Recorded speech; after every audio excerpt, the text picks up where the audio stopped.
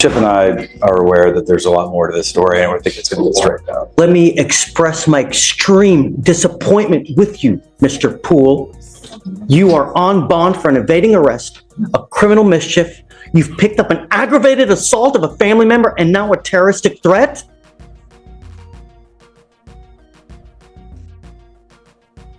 We're going to do probable cause. You have the right to remain silent. Anything you say can or will be used against you. You have the right to have an attorney. Shh. You have the right to have an attorney present if you cannot afford one. One will be appointed to you, sir. Yes, Judge. The defendant is the complainant's ex-boyfriend. During a walk-in report, the complainant told the officers that her and the defendant had an on and off dating relationship since the 8th grade, but they broke up in June 2024. In September, the defendant told the complainant, "Stop talking all that mess before I come to your house and fucking shoot you." The complainant told the officers that right after the incident, the defendant sent her in his lap. The complainant stated the defendant also told one of the complainant's friends that he was going to shoot the complainant. So, tell me about the ag assault. What happened there?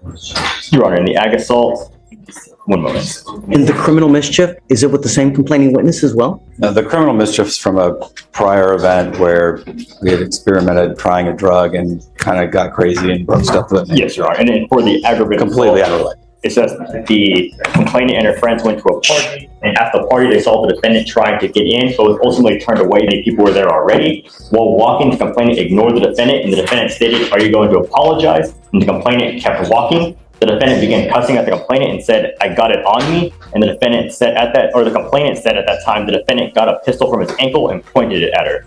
And then witnesses corroborated the complainant's statement.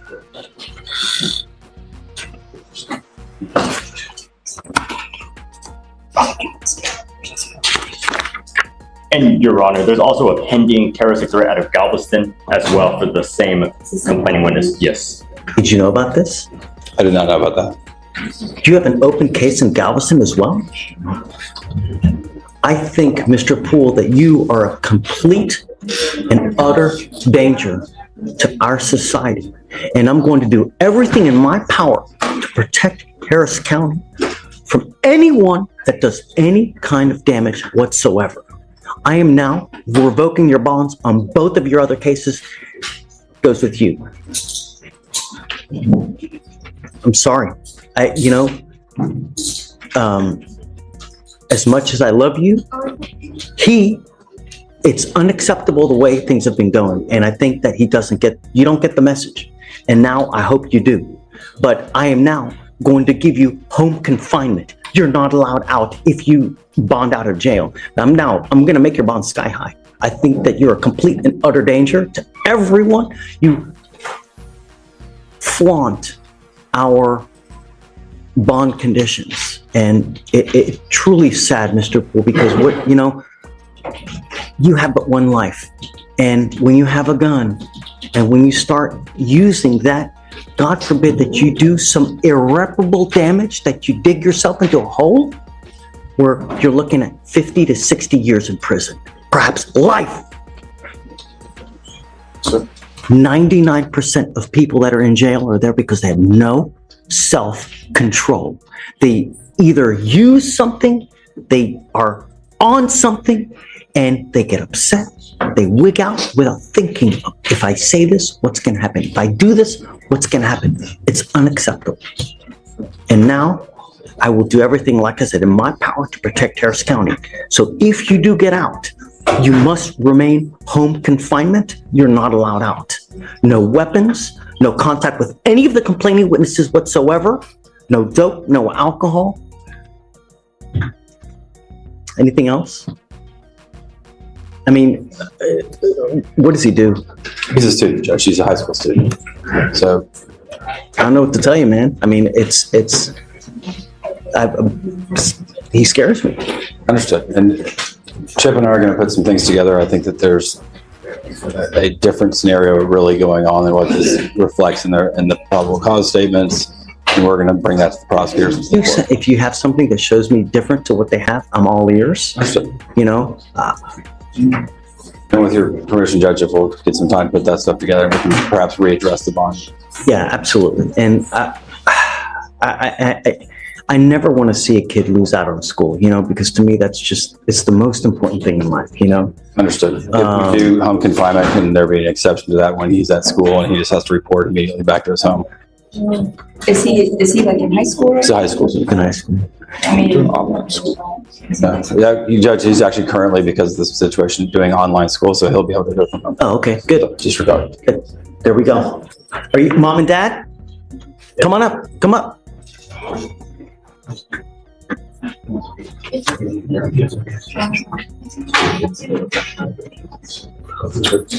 Come over.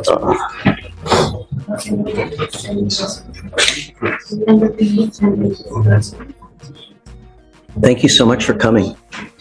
Shh. It's out of control. I don't know what else to do. But it seems that when he's out in public and he's out, partying, as they say, there's a wake of trouble. Did you guys know that he has a case in Galveston as well? No, Your Honor, this is the first time I've heard of that. Is it currently open? It's currently open, Your Honor. Something that the lawyers are also unaware of as well, We think it's all one event that happened over a few hours. We don't know. But it's not though. It's not. He's, 12 in December of 23, we have a criminal mischief, an evading arrest. Now, a couple months later, we've got Galveston. It's not. And I think that we need to really give him a wake-up call before he really does irreparable damage, If I could just clarify, the two events here in Harris and the one event in Galveston, we think that was all in the one series of events that happened between football games and a party on a hotel. We need to figure out what's going on, to figure out why it's continuing to happen. I want what's best for your son. I really do. And I will help you in any way that I can. I have to put him in custody today because I have to show him that it's unacceptable what he's doing and picking up these two new cases, especially the fact that he's picked up an aggravated assault. That's, you've got a great lawyer. We'll be here to figure it out with you. And Judge, he's already addressed the bond on the felony case as well. So he's gone in and addressed it with the felony. We're just Bond, huh? understood. So I'm making your bonds $30,000 each. I don't know if they're going to bond you out, but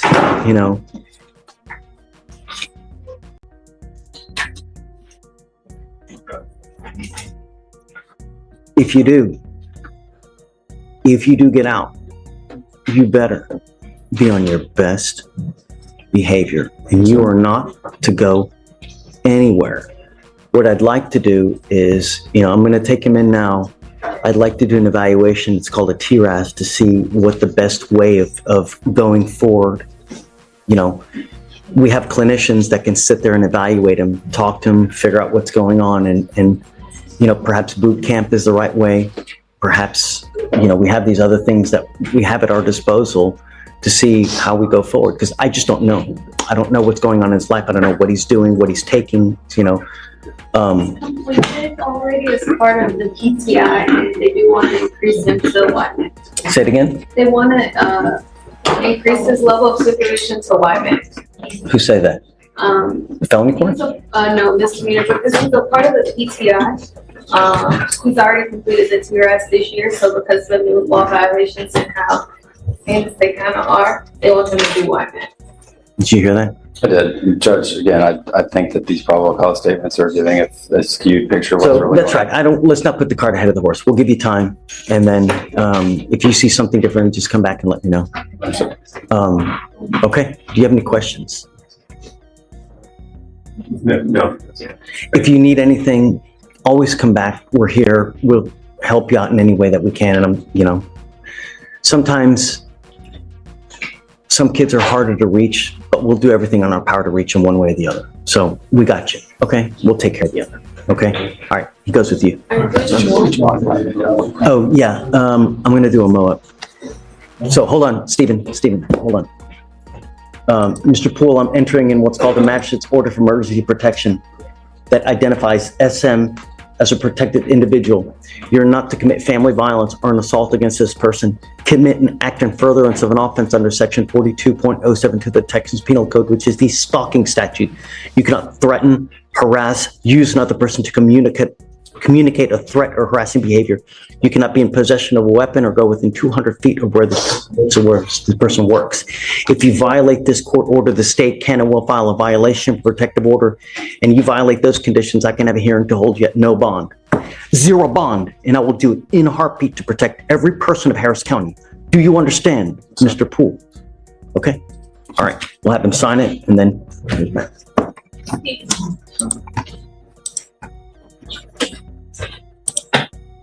Judge, I just. Yes.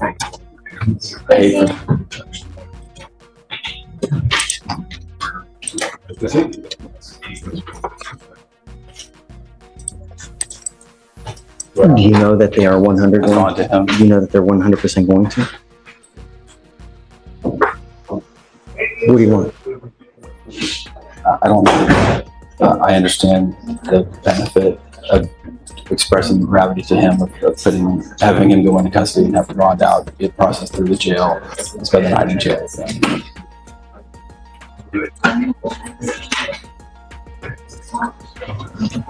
How much you think? That I'm not gonna do. I think that's all right. All right. Good morning, Mr. Basie. Do you have a lawyer today?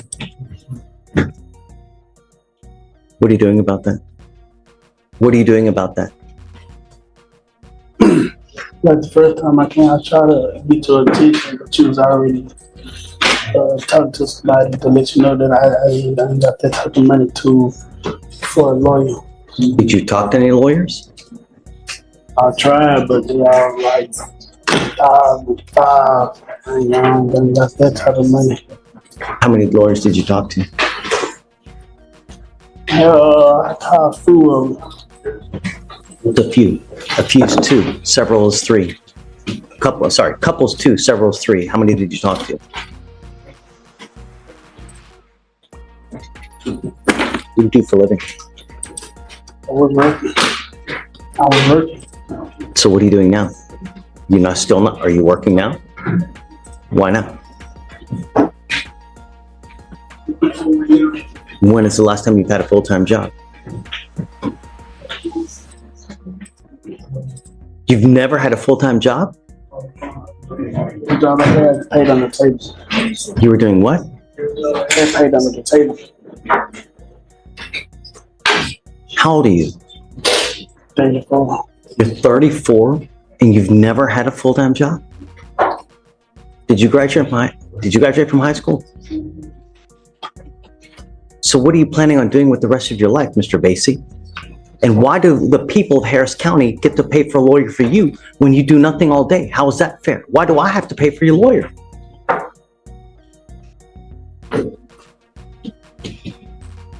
Are you high right now?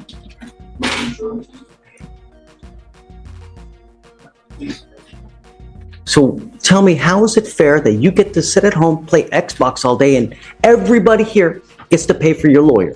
Why is that fair?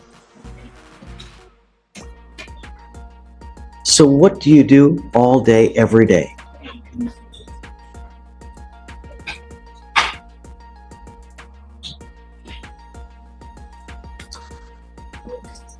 Mr. Basie, I'm making it a condition of your bond that you get a full-time job.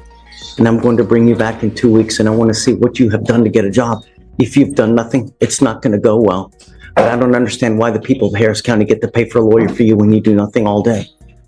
It's not cool. And let me tell you something else, Mr. Basie. Life will go by like this. And if you have no income, if you have no education, you're going to be 65, 7-year-old, not without a dime to your pocket, begging to get money just for McDonald's, just to get Burger King. You have this aura of arrogance, of like, yeah, this unfounded sense of entitlement when you've never had a full-time job.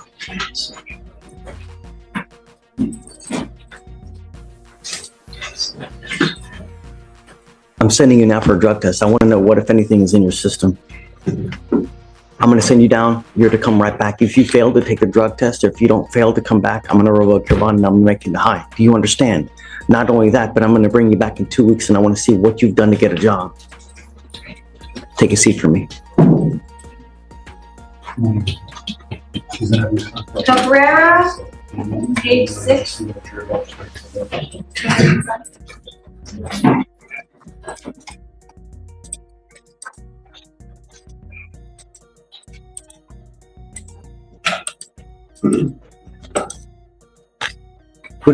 Oh, Cabrera, page 6. Good morning, Mr. Cabrera. You have a lawyer today. Sir, Tell me what you're doing about that. I talked to some lawyers, and due to the stipulations of the bond, I had to move out of the house that I was living in because I was right next door to the complainant. I moved into a halfway house, lost my job, ran through the rest of my money, paying $225 a week. I'm looking for a job, and right now I'm living in the streets. When is the last time you've had a job? A month, Doing what? landscaping. Why'd you stop? I got fired. For what? It's a landscaping job. How can you get fired for landscape? I don't know Spanish, man. It's a big old deal. You have a prior theft, possession of marijuana, delivery, burglary of a motor vehicle, burglary of a motor vehicle, burglary of a motor vehicle, delivery, theft, PCS, trespass, unauthorized use, theft, assault, and now this. How many court-appointed lawyers have you had on all of those cases, Mr. Cabrera? Too many. Have you had a court-appointed lawyer on every single one of those cases? So, It's time for you to get a job. I'm now making that a condition of your bond. You need to get a job. Nothing is beneath you. It doesn't matter if it's working at a fast food place. A job is a job and you need one. And I'm now making that a condition of your bond. And I'm going to bring you back in 2 weeks to see what you have done to get a job. And if you've done nothing, life will not be going well for you. Do you understand? And me. But it's time for you to do something worthwhile in this life. Why don't you go to a trade school? Why don't you learn a habit like welding, pipe fitting, doing something where you can really earn a living instead of being on the street doing nothing? I have a mental disability. No, it interferes with my work. I've had over 50 jobs since I was 17. Here's what we're going to do. Job over. Here's what we're going to do, Mr. Cabrera. Can you give him a flyer to the Fresh Start thing, please? And then we're going to give one of those to Mr. Basie as well. We have a Fresh Start program that is on November 4th, where there are going to be employers there looking for people to give jobs. I want you to go to this thing, and I'm going to be there too. And we're going to see about what they can do, because they're going to be hopefully handing jobs out left and right. You need to be to this thing. Do you understand?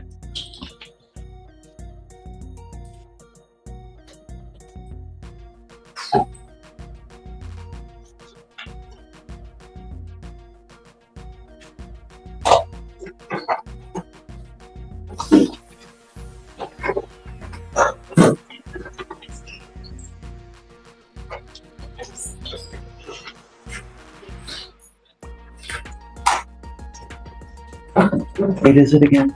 November 9th. November 9th.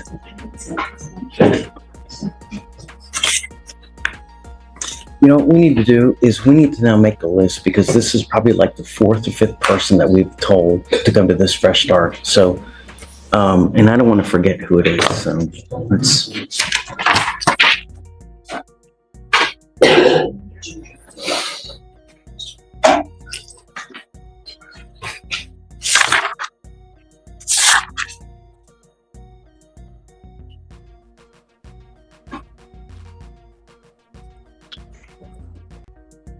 I had it, Judge.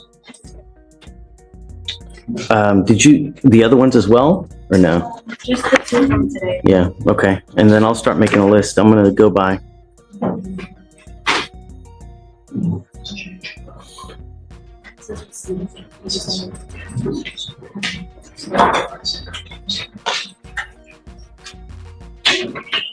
Here's the other thing I'm gonna do, Mr. Cabrera. I'm gonna send you for a drug test because I wanna know what, if anything, is in your system. If you are, that'll make me very, very happy, but otherwise, I'll have you fill out an application. I'm gonna send you now for a drug test. And then I'm going to send you now for a drug test. You're to come right back. If you fail to take the drug test, if you fail to come back, it's not gonna go well. Do you understand? Sorry, I'm dirty right now. Take a seat. We're gonna see. Cabrera, when